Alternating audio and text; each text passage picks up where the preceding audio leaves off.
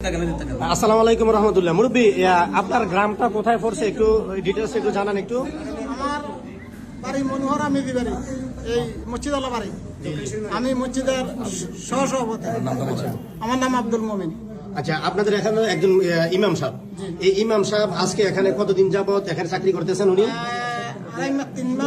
তিন মাস হবে। 3 মাস হবে না? আচ্ছা, ওনার এখন কার্যক্রম গুলো আপনারা তো দেখছেন এতদিন ধরে, এখানের কার্যক্রম গুলো ওনার আপনাদের থেকে কেমন লাগলো? এতদিন তো আমরা তো জানি না, আমরা হচ্ছি মূর্খ মানুষ, সাধারণ মানুষ। মানুষের নামাজ পড়ি, ওনার খতবা দিচ্ছে, নামাজ পড়াচ্ছে, আমরা নামাজ পড়তে আছি।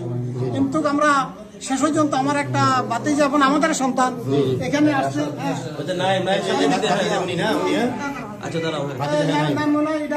রেকর্ড করি আমাদেরকে বলছে হুজুর দিলে হরা, এটা কিন্তু কোরআন থেকে কোনো কিছু নাই। আর এটা কি বললি আল্লাহ কোরআন থেকে এটা কি বললি? হুজুর আমি ফাঁসা জিজ্ঞেস করি, আমি খুব নেহা করতাম হুজুর আমার ছেলের মতন। হুজুর এগুলো কি করেন? কয় যা করছি সব ঠিকই আছে। এ কথা তো বলছে দেখে কিন্তু বাইরের বাতে কিন্তু কোরআনে হবে, আরেকটা বাতে গেছে কোরআনে হবে। তখন ওনাকে বললাম, ওনা কয় না এগুলো নাম করছি, এগুলো কোরআনে নাই। তখন হুজুরের মতো আমরা বন্ধ করে দিছি।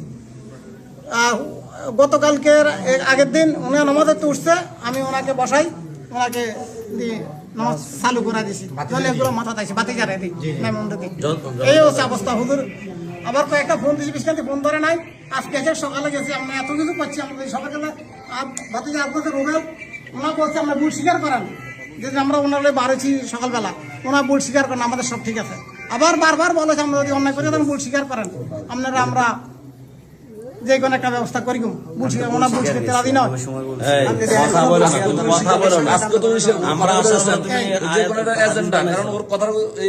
চিন্তা করছেন ওই বলতেছে কি বানাইছে, স্বীকার করতেছে, আবার মুসলিমদের থ্রেট করে কথা বলতেছে। তার মানে কি ওই কোন একটা জিনিস এজেন্ডা ওরা শক্তভাবে তৈরি করা হয়েছে, ঠিক আছে? ওর এই তথ্য নেন কোথেকে এটা শিখছে, ওর সাথে কে জড়িতেছে, ওর গাইডলাইন কে দেয়, এটা বাইরে করতে হবে। কিন্তু মানে একটা কথা বলছে, আমরা আশা করে দিয়ে যে সে শুধু আমাদেরকে প্রথম বলছে কি শুধু কোরআন শরীফ পড়ছে সে, আর সে মুসলিম কাছে বলছে সে দেবন থেকে আসছে।